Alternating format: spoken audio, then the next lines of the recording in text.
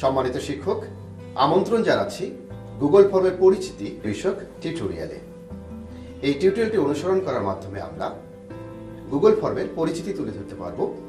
সম্মানিত সহকর্মী, Google form গুগলের একটি ফ্রি অ্যাপ্লিকেশন সার্ভিস।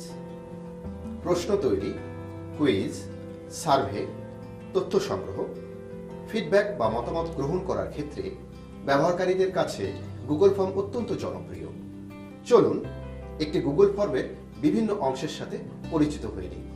এক্ষেত্রে প্রথমেই যে কোনো ব্রাউজারের অ্যাড্রেস বারে forms.google.com লিখে কিবোর্ডের এন্টারকে প্রেস করি। এবার জিমেইল অ্যাকাউন্টের ইউজার নেম ও পাসওয়ার্ড দিয়ে সাইন ইন করে গুগল ফর্মের হোম পেজে প্রবেশ করি। যদি ডিভাইসে আগে থেকে জিমেইল সাইন ইন করা থাকে তাহলে সরাসরি গুগল ফর্মের হোম পেজে প্রবেশ করা যাবে। এটি হচ্ছে গুগল ফর্মের হোম পেজ। এখানে টেমপ্লেট সেকশনে আমরা বাই ডিফল্ট অনেক টেমপ্লেট দেখতে পাচ্ছি। এখান থেকে আমরা সাজেস্টেড টেমপ্লেট নিয়েও কাজ করতে পারি, আবার ব্ল্যাঙ্ক টেমপ্লেট নিয়েও কাজ করতে পারি। আমরা একটি ব্ল্যাঙ্ক টেমপ্লেট নিয়ে কাজ করার জন্য এই ব্ল্যাঙ্ক আইকনের উপর ক্লিক করি। একটি আনটাইটেল ফর্ম দেখতে পাচ্ছি। এই আনটাইটেল ফর্মে ক্লিক করে ফর্মের টাইটেল নাম দিই সাপ্তাহিক পরীক্ষা _01। ফর্মের এই নেম সেকশনেও একই নাম দেখাচ্ছে। আমরা দেখতে পাচ্ছি এখানে দুটি ট্যাব রয়েছে, একটি কোশ্চেনস ট্যাব ও অন্যটি রেসপন্সেস ট্যাব। আমরা রেসপন্সেস ট্যাব নিয়ে পরে আলোচনা করব। এখন দেখতে পাচ্ছি কোশ্চেনস ট্যাবের আওতায় এই ফর্মটি রয়েছে।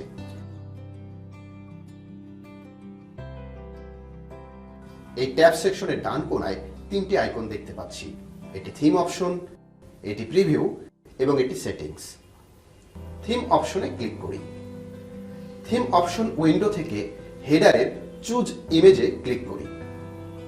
বিভিন্ন ক্যাটাগরির সাজেস্টেড ইমেজ থেকে ওয়ার্ক অ্যান্ড স্কুল ক্যাটাগরি থেকে একটি ইমেজে ডাবল ক্লিক করে হেডার ইমেজ সেট করি।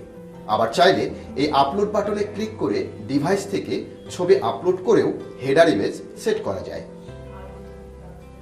এখান থেকে পছন্দ মতো থিম কালার সিলেক্ট করে থিম কালার ও ব্যাকগ্রাউন্ড কালার পরিবর্তন করা যায়। ফন্ট স্টাইলে কয়েক ধরনের ফন্ট রয়েছে, প্রয়োজনে এখান থেকে ফন্ট স্টাইল পরিবর্তন করা যেতে পারে, তবে বাই ডিফল্ট বেসিক ফন্টেই লেখা ভালো বোঝা যায়। সম্মানিত শিক্ষক, আসুন প্রক্রিয়াটি আবার দেখি এবং ফ্লোচার্টটি অনুসরণ করি।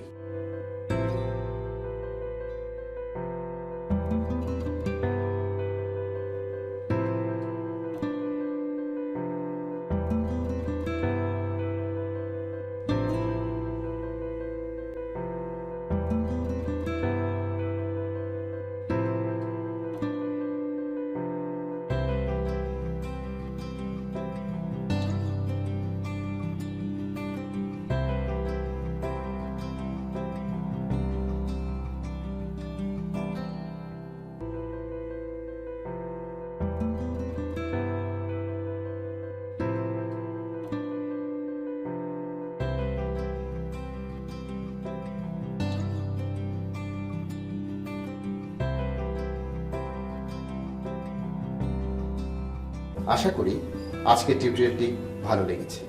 এতক্ষণ সাথে থাকার জন্য ধন্যবাদ।